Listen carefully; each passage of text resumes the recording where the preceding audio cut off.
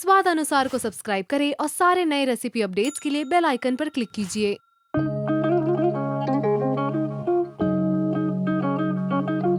आज जो मैं आपके साथ रेसिपी शेयर कर रही हूँ वो है सबकी फेवरेट गुजराती कढ़ी।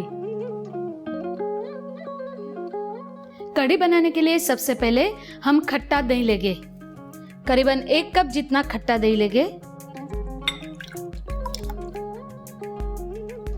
अब हम इसमें 2 से 3 टेबलस्पून बेसन का आटा ऐड करेंगे। इसको अच्छे से हम मिलाएंगे।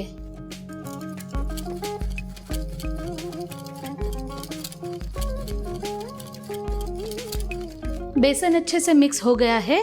अब हम इसमें थोड़ा थोड़ा पानी ऐड करेंगे। बेसन मिक्स करते वक्त हमें ध्यान रखना है कि इसमें जरा सा भी लम्स न रहे। हमारा बैटर रेडी हो चुका है। अब हम गैस ऑन करते हैं।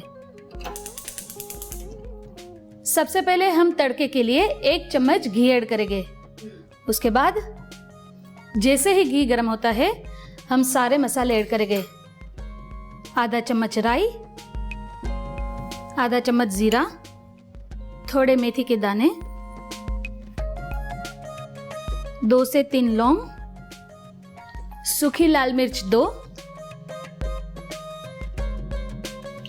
एक बड़ा टुकड़ा दालचीनी का, 2 से 3 हरी मिर्च जिसे मैंने बीच में से स्लिट की हुई है।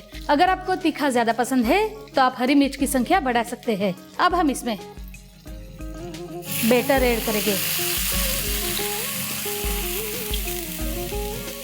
अब हम इसमें अदरक को ग्रेट करके ऐड करेंगे।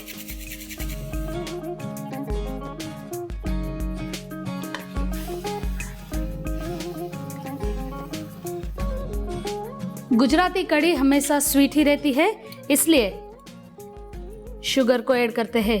अगर आप शुगर नहीं खाते हैं तो गुड़ भी ऐड कर सकते हैं।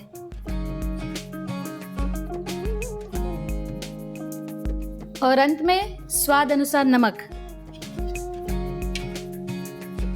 अब इसे अच्छे से उबाल लेंगे।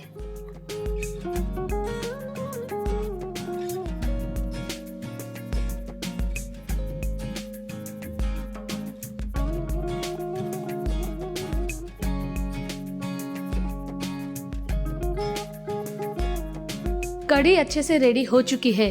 अगर आपको लगे कंसिस्टेंसी अगर इसकी थिक है तो आप इसमें पानी भी ऐड कर सकते हैं। अब हम इसे सर्व करेंगे।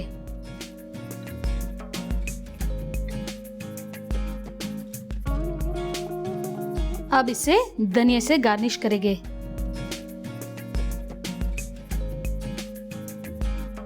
तो गुजराती कढ़ी रेडी है।